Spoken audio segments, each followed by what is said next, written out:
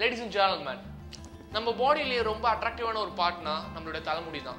So அந்த hair தான் நம்மளோட அழகை இன்னும் மெருகேற்றுது, இன்னும் அதிகப்படுத்துது. ஸோ அப்படிப்பட்ட ஒரு ஹேரை நம்ம ஒழுங்காக பார்த்துக்கிறோமா? கிடையவே கிடையாது.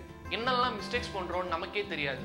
ஸோ இன்னைக்கு நான் உங்களுக்கு உங்கள் தலைமுடியை நீங்கள் எப்படி பார்த்துக்கலாம், அதுக்கு என்னென்னலாம் மிஸ்டேக்ஸ் நம்ம பண்ணிட்டு இருக்கோம், எதனால நமக்கு ஹேர் ஃபால் ஆகுது அப்படின்றத சொல்ல போகிறேன்.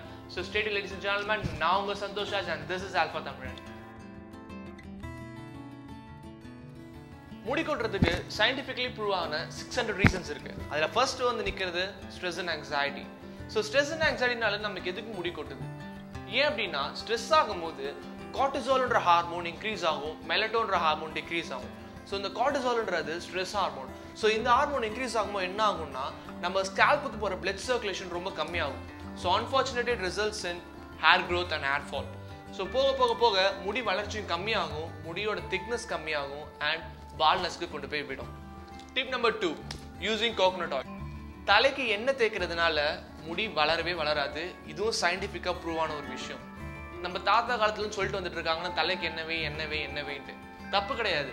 நம்ம ஸ்கேல்ப்லேயே ஜென்ரலாக ஒரு ஆயில் உருவாகும், ஆயில் சுரக்கும். ஆல்ரெடி நம்ம தலையில சுரக்கிற ஒரு பக்கம் ஆயில் இருக்கும், பிளஸ் கோகனட் ஆயில் அப்ளை பண்ணும்போது ஒரு திக் லேயராக ஃபார்ம் ஆயிடுது.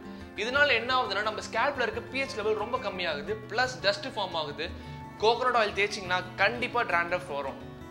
It's a scientifically proved one. So கண்டிப்பா dandruff வரும். ஸோ கோகனட் ஆயில் யூஸ் பண்ணாதீங்க. அதுக்கு பதிலா இல்லை எனக்கு ரொம்ப பழக்கமாயிடுச்சு, என்னால் அவாய்ட் பண்ண முடியல அப்படின்னு சொன்னீங்கன்னா செசமி ஆயில் ட்ரை பண்ணுங்க, நல்லெண்ணெய். Mistake number 3, improper sleep. ஒரு மனுஷனுக்கு நார்மலா ஒரு 8 மணி நேரம் தூக்கம் அது கம்பல்சரி தேவை. ஆனால் நம்ம தூங்குறதே கிடையாது. நைட்டு 10-12 மணி வரைக்கும் முழிச்சுக்கிட்டு ஸோ சம்திங் இந்த மாதிரி விஷயங்கள் பண்ணுறதுனால ஒரு இம்ப்ராப்பர் ஸ்லீப் கிடைக்கிறது அது ரொம்ப ஹெல்த்துக்கு டிஸ்அட்வான்டேஜான ஒரு விஷயம். நம்ம ஹெல்த்தை ரொம்பவே அது அஃபெக்ட் பண்ணுது. ப்ராப்பர் ஸ்லீப் இருக்கணும் கண்டிப்பாக. ஒரு நைட் 10 o'clock படுக்கிறீங்களா, மார்னிங் ஒரு 6 o'clock 7 o'clock எந்திரிக்கிறீங்களா, இட்ஸ் வெரி குட். உங்கள் லைஃப் ஸ்டைலில் அது டோட்டலாகவே சேஞ்ச் பண்ணும். ஸோ எப்பயுமே ஒரு ப்ராப்பர் ரொட்டீன், ஒரு ப்ராப்பர் ஹேபிட்டை ஃபாலோ பண்ணிக்கோங்க. தூங்குறதுக்கு ஒரு 1 hour முன்னாடி வரைக்கும் ஸ்மார்ட் ஃபோன் யூஸ் பண்ணாதீங்க.